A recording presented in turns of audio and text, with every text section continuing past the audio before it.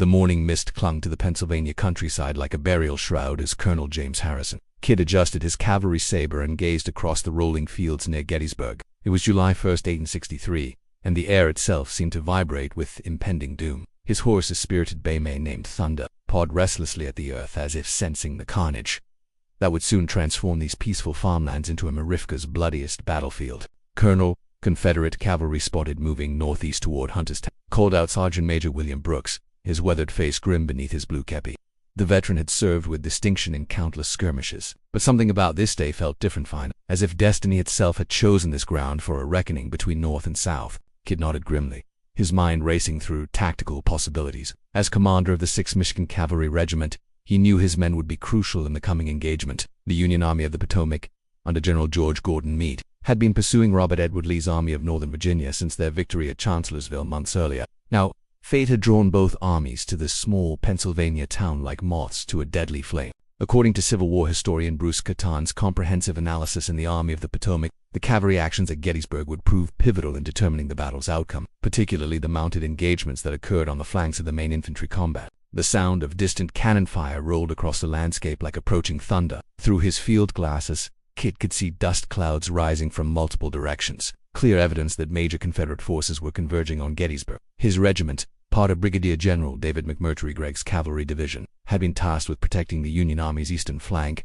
but Kid suspected they would soon find themselves in the thick of combat. "Sir, what are your orders?" asked Lieutenant Samuel Morrison, barely 20 years old but already bearing the haunted look of a seasoned warrior. The young officer's hands trembled slightly as he gripped his horse's reins, though whether from excitement or fear, Kid couldn't determine. "We advance cautiously toward Hunterstown," Kid replied, his voice carrying the authority of command despite the uncertainty gnawing at his gut. "Keep the men in column formation, but be ready to deploy into line at a moment's notice. And Morrison, ensure every man checks his ammunition. Something tells me we'll need every round before this day is through." As the 6th Michigan moved out, their horses' hooves beating a steady rhythm against the summer-hardened ground, Kid reflected on the strange turns of fate that had brought him to this moment. Born in Ohio, educated as a lawyer, he had never imagined himself leading cavalry charges against fellow Americans. Yet here he was, preparing to risk everything for the preservation of the Union. The regiment crested a small hill, and suddenly the scope of the unfolding battle became clear. Smoke rose from Gettysburg itself,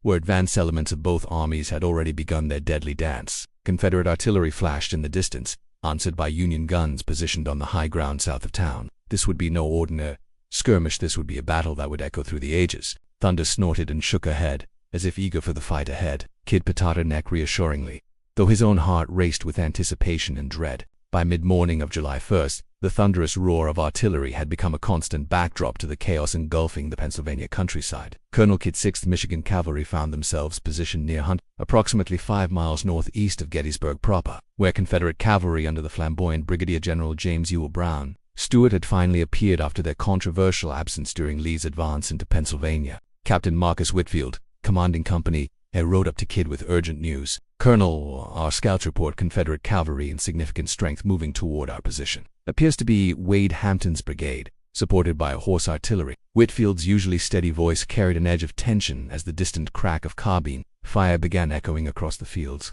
Kid studied the terrain with a tactician's eye. The ground near Hunterstown offered both advantages and perils for mounted combat. Open fields provided room for maneuvering, but stone walls and farm buildings could easily become death traps for cavalry caught in the wrong position. His 600 men of the 6th Michigan represented just a fraction of the massive armies now converging on Gettysburg, yet their actions here could influence the entire battle's outcome. "Deploy Companies A and B in extended line," Kid ordered, his voice cutting through the growing din of combat. "Companies C and D will remain in reserve. I want carbines loaded and sabers loose in their scabbards." The distinctive ring of steel being drawn from leather sheaths filled the air as his troopers prepared for combat. The Confederate cavalry appeared through the morning haze like specters of war, hundreds of riders in gray and butternut uniforms, their battle flags streaming in the summer breeze. At their head rode the legendary Wade Hampton, a South Carolina planter whose courage and tactical skill had made him one of Stuart's most trusted subordinates. Hampton's men had earned their reputation through countless engagements, and now they advanced with the confidence of veterans who had rarely tasted defeat. Lieutenant Morrison, positioned near the regimental colors, suddenly pointed toward a farmhouse on the left flank. "Colonel, Confederate sharpshooters in that building." Even as he spoke, puffs of white smoke began appearing from the structure's windows, followed by the distinctive crack of rifle fire. The battle erupted with shocking suddenness. Hampton's cavalry charged across the open ground, their rebel yell piercing the morning air like a banshee's wail. Kid's men responded with disciplined carbine volleys, but the Confederates kept coming, closing the distance with terrifying speed. 6th Michigan, prepare to charge, Kid bellowed, drawing his saber and pointing it toward the advancing enemy. Thunder reared beneath him, her iron-shod hooves striking sparks from the rocky ground. For the Union, the collision of the two cavalry forces created a maelstrom of violence unlike anything the peaceful Pennsylvania countryside had ever witnessed. Sabers clashed against sabers, pistols barked at point-blank range, and horses screamed as they went down beneath their riders. Through the swirling dust and gun smoke, individual acts of heroism and tragedy played out in deadly Sergeant Major Brooks found himself locked in single combat with a Confederate trooper wielding a massive cavalry saber. The two men circled each other on horseback, their weapons ringing like church bells as they parried and thrust. Brooks finally gained the advantage when his opponent's horse stumbled, allowing the Union sergeant to deliver a decisive blow that sent the Confederate tumbling from his saddle. The melee raged for nearly an hour, with neither side able to gain decisive advantage. Hampton's men fought with the desperation of soldiers who knew their cause hung in the balance, while Kid's troopers battled with the determination of men defending their homeland. Bodies littered the field, both blue and gray uniforms stained with blood and dust. As the sun climbed higher, bringing oppressive heat to add to the combatants' misery, word arrived that would change everything.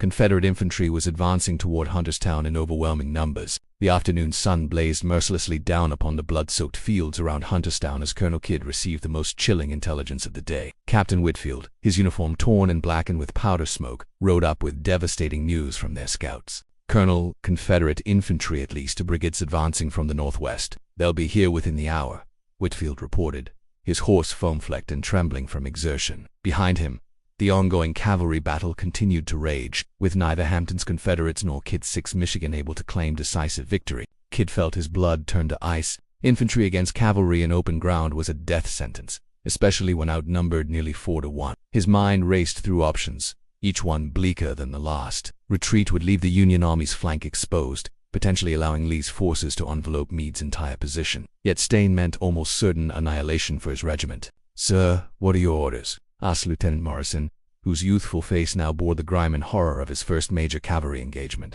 The young officer's horse had taken a carbine ball through the neck but continued to serve faithfully, blood streaming down its chest like crimson ribbons. Before Kid could respond, a new crisis arose. Confederate horse artillery had unlimbered near a stone farmhouse 400 yards distant, and their first salvo shrieked overhead with the sound of tearing canvas. The exploding shells sent geysers of earth and stone cascading through the air, causing horses to rear and bolt in terror. Counter-battery fire. Kid shouted to his own artillery section 2 3-inch rifles commanded by Lieutenant Henry Harrison, "Suppress those guns before they tear us apart." The artillery duel that followed transformed the pastoral Pennsylvania landscape into a hellscape worthy of Dante's imagination. Confederate shells burst among the Union cavalry with deadly precision, while Harrison's guns replied with equal ferocity. Through the sulphurous smoke, wounded men crawled seeking shelter behind stone walls and farm buildings, their cries barely audible above the thunder of cannon. Sergeant Major Brooks, his left arm hanging useless from a saber cut, approached Kid with grim determination. "Colonel, the boys are asking what we're fighting for out here. They can see the Confederate infantry forming up on that ridge. They know what's coming." Kid stood in his stirrups, his voice carrying across the battlefield despite the chaos. "Men of the 6th Michigan, we stand here not just for Michigan, not just for the Union, but for the very idea that government of the people shall not perish from this earth. Behind us lies Gettysburg, where our army makes its stand. If we break, if we run those boys down, they will pay the price in blood." His words seemed to electrify the regiment. Troopers who had been wavering in their saddles straightened, their faces hardening with renewed determination. Even the wounded raised themselves to listen, drawing strength from their colonel's unwavering resolve. The Confederate infantry appeared on the horizon like a gray tide, their battle flags fluttering above endless ranks of muskets. Brigadier General Albert Gallatin Jenkins led the advance, his Virginia cavalry and supporting infantry moving with the precision that had made Lee's army legendary throughout the war. "Colonel," called Captain Whitfield, pointing toward the approaching enemy, "we could still withdraw in good order. The horses are blown, but we could reach the main army." Kid shook his head grimly.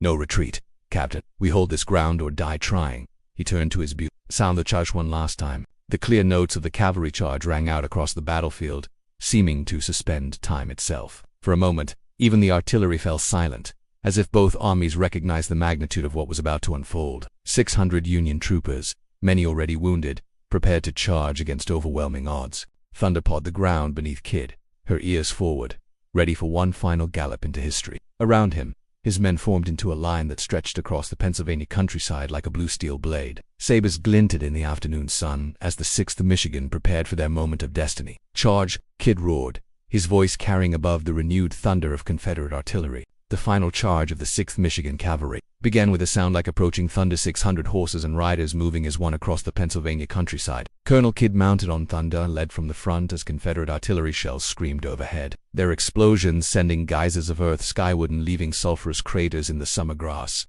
The advancing Confederate infantry, led by General Jenkins's brigade, had formed into defensive squares, a classic formation designed to repel cavalry attacks. Their muskets bristled outward like the quills of some massive porcupine, while officers shouted commands that were lost in the growing roar of combat. Behind them, Hampton's cavalry regrouped for a coordinated assault that would crush the Union horsemen between two overwhelming forces. "Steady, boys," Kidd shouted as a shell burst dangerously close to the regimental line. "Keep your formation tight." But even as he spoke, he knew the mathematics of battle were against them. His regiment, reduced to perhaps 400 effective fighters after the morning's casualties, faced nearly 2,000 Confederate infantry and cavalry combined. Lieutenant Morrison, riding 2 kids, right, suddenly pitched forward in his saddle as a Confederate sharpshooter's bullet found its mark. The young officer's horse continued galloping for several strides before Morrison tumbled to the ground, his body rolling lifelessly across the field. Kidd felt something die inside him at the sight, but there was no time for grief and Lee. The relentless advance toward the enemy line. The distance closed with terrifying speed. 300 yards became 200, then 100. Kidd could see individual Confederate faces, and now young men and old, their expressions ranging from grim determination to outright terror. Many had never faced a cavalry charge before, and despite their numerical advantage, some wavered as the Union horsemen thundered toward them. "Fire!" The Confederate volley erupted like a single massive clap of thunder, muzzle flashes twinkling along their line like deadly stars. The effect on the charging cavalry was catastrophic. Horses and riders went down in tangled heaps, their screams adding to the cacophony of battle. Captain Whitfield's horse collapsed beneath him, pinning the officer's leg, while his company's guide and bearer toppled backward, the Michigan state flag falling into the bloodied grass.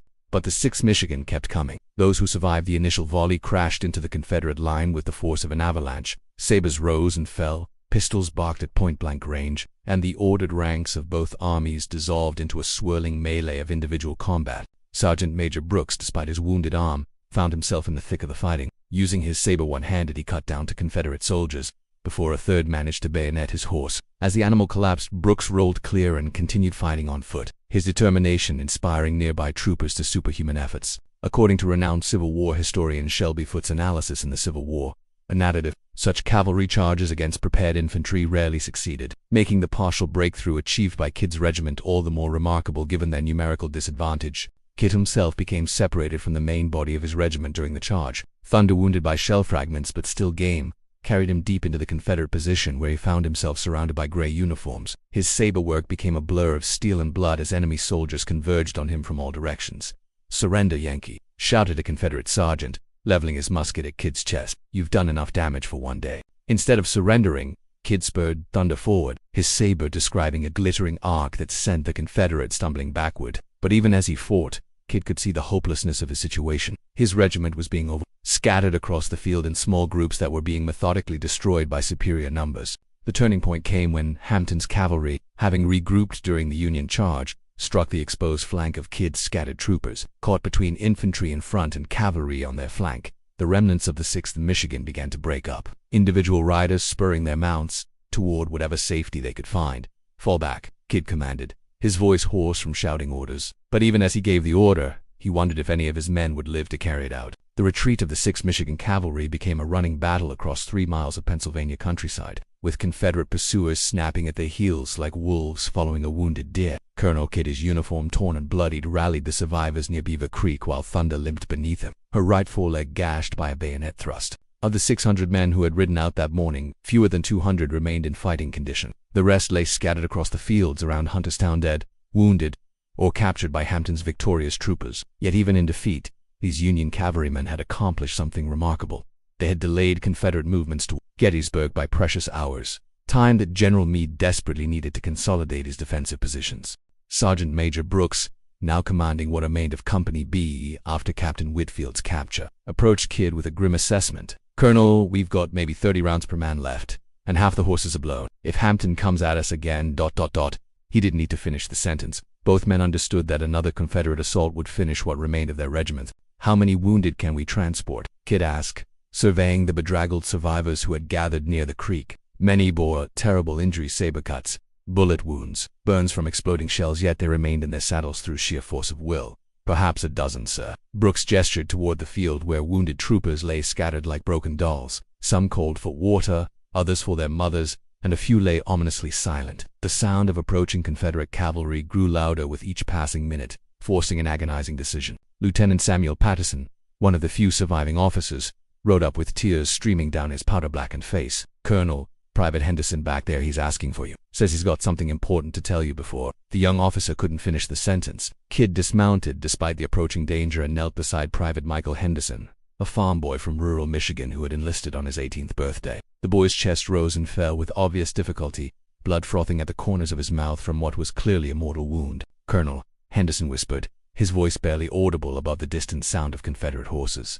"Tell my mother. Tell her we didn't run. Tell her the 6th Michigan never ran." His eyes, still bright with youth despite his approaching death, held Kid's gaze with surprising intensity. "I'll tell her, son," Kid promised, his own voice thick with emotion. "I'll tell her you died like a hero, fighting for everything we hold dear." Henderson smiled weakly and squeezed Kid's hand before his eyes closed forever. The moment of grief was shattered by the crack of carbine fire from their rear guard. Confederate skirmishers had appeared on the ridgeline, advancing cautiously but steadily toward the creek position. Hampton, apparently unwilling to risk another frontal assault, had chosen to surround the Union survivors and force their surrender. "Mount up," Kid commanded, though his heart broke at leaving so many wounded behind. "We make for the Baltimore Pike Trail to reach the main army." The surviving troopers of the 6th of Michigan climbed wearily into their saddles, many requiring assistance from their comrades. Thunder, despite her wounds, seemed to sense the urgency of their situation. The mare's ears pricked forward as Confederate cavalry appeared on both flanks, effectively boxing in the Union survivors near the creek. What followed was perhaps the most desperate 15 minutes of the entire Gettysburg campaign.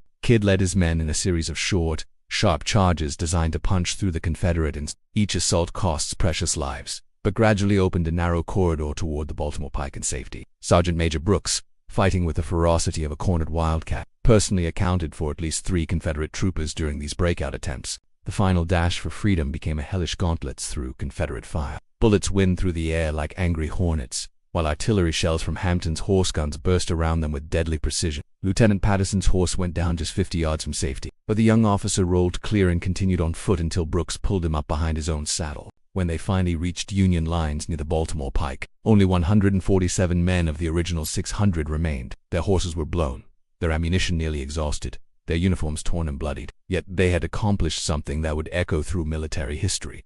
They had bought time with their blood, time that would prove crucial in the great battles still unfolding around Gettysburg. 3 days later, as the smoke cleared from the climactic Battle of Gettysburg and Robert E. Lee's Army of Northern Virginia began its long retreat toward the Potomac River, Colonel Kid sat beneath a spreading oak tree, writing the most difficult letter of his military career. His right hand, bandaged from a saber cut received during the final breakout, shook slightly as he composed his report to General Gregg. The survivors of the 6th Michigan Cavalry had been temporarily attached to other regiments, their numbers too depleted to function as an independent unit. Thunder, his faithful mare, grazed nearby, her wounds dressed but healing slowly. The horse had become something of a celebrity among the Union forces, a living symbol of the cavalry's sacrifice. At Hunter's, Sergeant Major Brooks, his left arm in a sling but his spirit unbroken, approached with the morning's casualty reports. Final count: Colonel, 453 killed, wounded, or missing. Lieutenant Patterson died of his wounds during the night infection set in. The grizzled veteran's voice remained steady, but Kid could see the grief in his eyes. "And the Confederate losses?"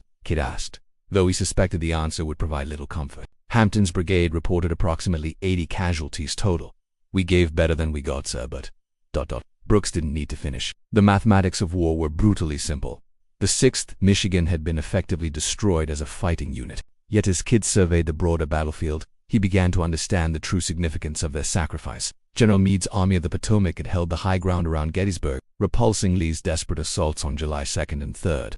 The delay caused by the cavalry action at Hunterstown those precious hours, while Hampton dealt with Kid's regiment, had allowed Union forces to strengthen their positions and bring up crucial reinforcements. A young staff officer from General Meade's headquarters rode up with an official dispatch. "Colonel Kid, the commanding general requests your presence at headquarters. He wishes to personally commend the actions of the 6th Michigan." The meeting with General Meade took place in a bullet-scarred farmhouse that had served as Union headquarters throughout the battle. Maps covered every available surface, while staff officers hurried about with reports from across the massive battlefield. Meade himself looked exhausted, having borne the crushing responsibility of command during the war's most crucial engagement. "Colonel Kidd," Meade began, rising from behind a makeshift desk constructed from an old door into barrels. "I've read General Gregg's preliminary report of your regiment's actions at Hunt. I want you to know that your sacrifice was not in vain. The time you bought us those hours while Hampton was engaged with your men allowed us to position the 5th Corps where it was needed most." According to military historian James McPherson's definitive work, Battle Cry of Freedom, the cavalry engagements on Gettysburg's flanks,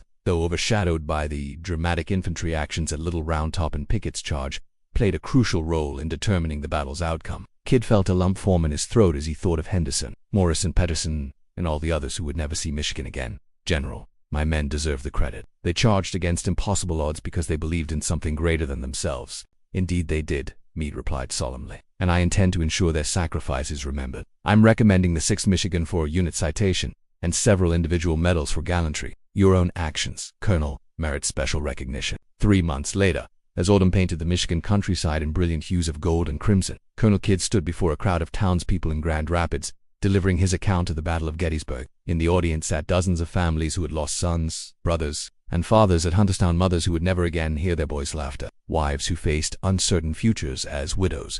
"They died as heroes die," Kidd told the assembled crowd, his voice carrying clearly in the crisp autumn air, "not seeking glory or recognition, but defending the ideals upon which our nation was founded." Private Henderson's last words were that the 6th Michigan never ran, and that, my friends, is their eternal monument. The legacy of the last charge would endure long after the war's end. Veterans would gather annually to commemorate their fallen comrades, while historians would debate the tactical significance of their sacrifice. But for those who survived, the true meaning of Hunterstown lay not in military analysis, but in the bonds forged between men who had faced death together and emerged forever changed. Thunder lived another 15 years, spending her remaining days in peaceful pastures far from the sound of cannon fire. When she finally passed, Kidd buried her beneath the same oak tree where he had written his report after Gettysburg. On her simple gravestone, he inscribed the words that had defined both horse and rider: "She never ran." The Battle of Gettysburg marked the beginning of the end for the Confederacy, though nearly 2 more years of bloody warfare lay ahead. But for the men of the 6th Michigan Cavalry,